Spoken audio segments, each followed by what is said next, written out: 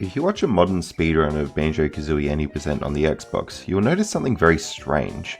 We wait till the end of the title sequence, and then start the demo on Rusty Bucket Bay, but it doesn't play out like normal. Banjo falls off the edge and dies, and then we just start the run in Rusty Bucket Bay.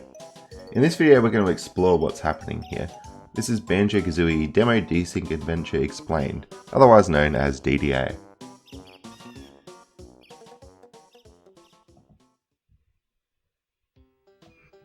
So we're going to go over how the glitch works now. This is an Xbox exclusive glitch, and essentially it involves the way they did the camera in Xbox. If you hold the camera stick and go into a demo, the camera will move for the first frame of the demo.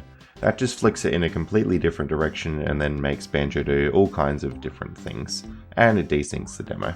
Nothing really interesting happens in Mumbo's Mountain though. I also want to take a quick moment to shout out Yoshi Bros 1389 who actually found this camera glitch. They posted it quite a while ago. It's always important to acknowledge glitch hunters, so make sure you drop them a sub.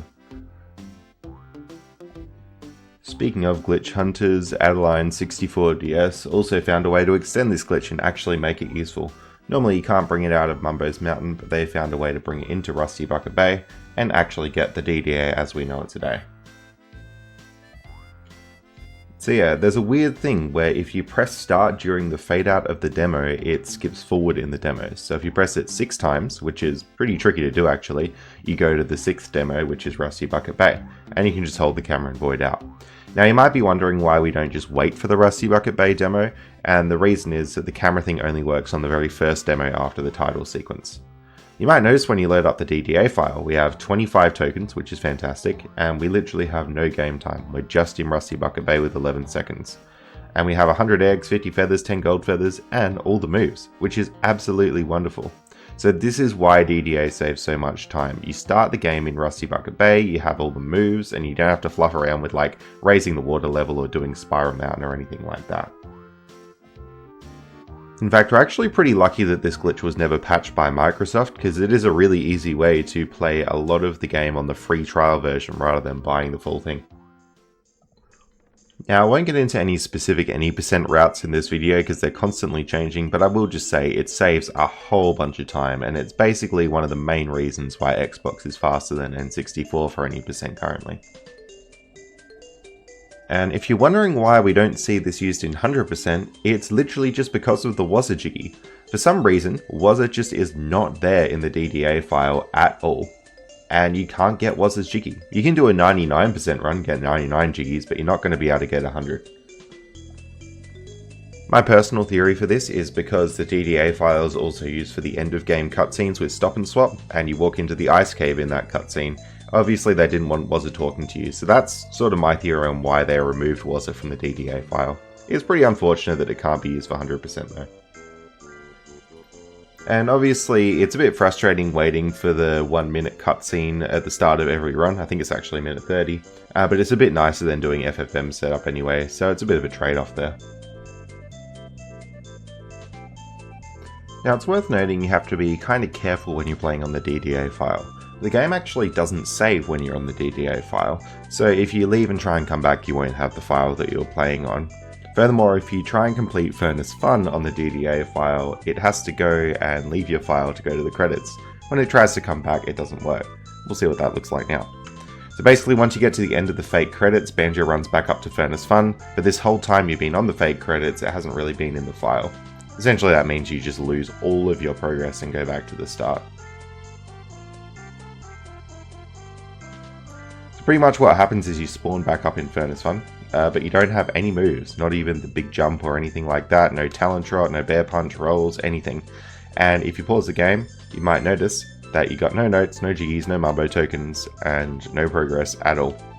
I actually think this would be quite a fun starting point for a run, in theory, because what you can do is actually make your way back down through the lair and then go and learn everything normally, with the added bonus of being able to activate the red cauldron before you make your way down. There's a really stupid strategy though. You have to see if Treasure Trove Cove picture question just spawned the shrapnel, because otherwise you can't get up past that water room. It's a bit weird, but it would be cool to see a run of it sometime. I'll also note this no saving effect is pretty much exactly the same as when you enter 3 cheats in the sandcastle. And it would be interesting to see if somebody could reactivate saving with DDA, because if they could, my theory is that Wazza would be able to spawn back in if you reload the file. So that in theory could be used to make it 100% viable, although we don't know of any way currently to reactivate the saving. Just one little thing about the fake credits here as well. I find it very rude that Mumbo is barbecuing Royston of all things. And even after that, Royston still gives you the extra air in Banjo-Tooie. Very generous fish.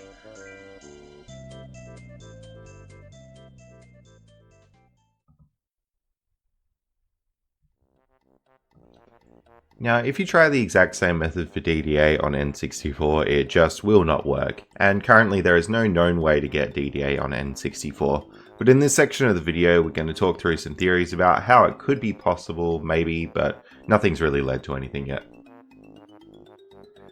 The most promising theory involves lag. Now, lag normally speeds Banjo up in this game, and if you could get it more than usual in the Rusty Bucket Bay demo, you would desync it.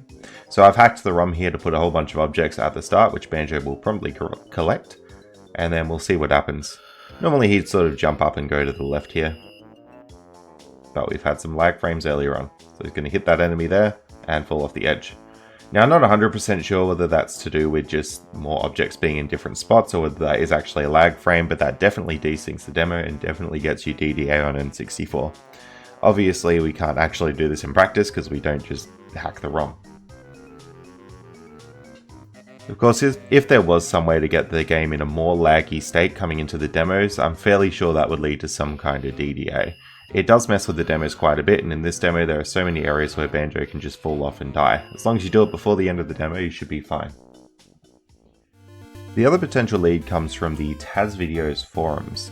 So these forums are a really great peek into Banjo-Kazooie history. Some of these posts are back from 2005, where people are excited about a 255 100% run, and theorizing that a Taz could break 215. Of course, now we know 100% is under 2 hours with the help of a lot of glitches.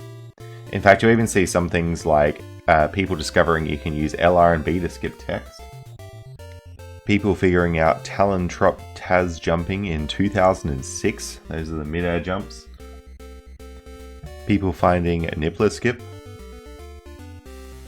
and then all of a sudden you get Chronicies coming in who finds a whole bunch of Banjo skips. Chronicies is an absolute legend in the Banjo community, and she found pretty much all the original Banjo glitches. That's do a grunty skip for ZZ Peak early, all the stuff that we use to save time. It's really insane just how much stuff she's found, and this is sort of the birth of when this stuff was posted on Taz Videos. This kind of stuff just keeps going on and on and on in the thread. But the post I want to talk about today is this post about back in time in Banjo-Kazooie. Back in time essentially is a code word for something like DDA. Essentially it's getting out of the demo. So it looks like this happened on version 1.1 and they got out in Mad Monster Mansion of all places, which is really bizarre. There's a lot that's kind of strange about this post and it's very uncertain whether this actually happened or not, but this is probably the closest we've ever got to something like DDA on N64, because it's coming from somebody very reputable like Chronicies and, you know, it seems fairly legit. Apparently they had L held down with a rubber band for some reason, and that raises some red flags for me because usually L would be used for like a moon jump code, and that might be how they got out. There's also some weird parts about this post, like Chronicies saying that the system crashed after they exited Mad Monster Mansion, which to my knowledge never happens with DDA even if you hack it in on Nintendo 64. There's also some other really weird stuff, like Chronicies saying you get the ice key for DDA, which doesn't normally happen, but then the rest of the thread is really just people arguing about whether or not it counts as beating the game if you beat it on the demo file, and it sort of fizzles out at that point, unfortunately. Now, once I read this post with Chronicies, I actually decided to investigate myself, and I left my Nintendo 64 on for I think about 2 days just playing the demos over and over with the L button rubber banded down. Unfortunately, nothing really happened as I expected. But if you're interested in Banjo-Kazooie glitch hunting, this could be a really great place to start. There's lots of potential and it would save a whole bunch of time, so if you're able to create just that little bit extra lag, you'd desync the Rusty Bucket Bay demo, and then we'd have a much faster 80% run. Now, though I've never had any luck desyncing the demos on N64, I have actually managed to desync the Bottles bonus puzzles. And you can actually do this through stop and swap. So if you enter the code to spawn the red egg in Rusty Bucket Bay, that'll just be there when you do the puzzle. And you'll see here we're doing the puzzle and the red egg's just sitting there on the bed. Banjo will eventually go up onto the bed and grab it, and that causes an absolutely huge lag spike and actually makes him do different movements to what he would normally do in the Bottles bonus puzzles. So we're about to see it in a second. Here he'll jump on the bed, and you can see all those particle effects just cause so much lag. It's absolutely ridiculous. The cool thing about this glitch is that you actually collect the egg in the Bottles bonus puzzle. So I didn't have the red stop and swap egg before, but if I go through on the pause menu, that'll be there. If you could get that in such a way that it caused the right amount of lag, you might be able to escape the Bottles bonus puzzle and get a Rusty Bucket Bay early. In fact, the absolutely legendary glitch hunter TSR Stormed managed to find a way to do this on Xbox. So unfortunately still doesn't work on N64, but there's this other funky Xbox menu you can get by essentially just turning off your internet halfway through a run. You get this menu and you can use it to make Banjo walk out of the door in the Click Clock Wood puzzle. When he walks out the door, he falls out of bounds, and then you spawn in Click Clock Wood. So that is Click Clock Wood early, and I think they found a way to get Rusty Bucket Bay early as well using a similar method.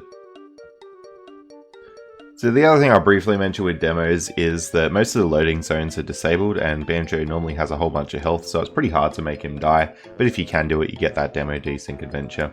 I'd really highly encourage this as an area for glitch hunting in this game if you're interested in that sort of thing, either in finding a way to make Wazza spawn on the DDA file so we can do 100%, or just finding a way to do DDA on N64.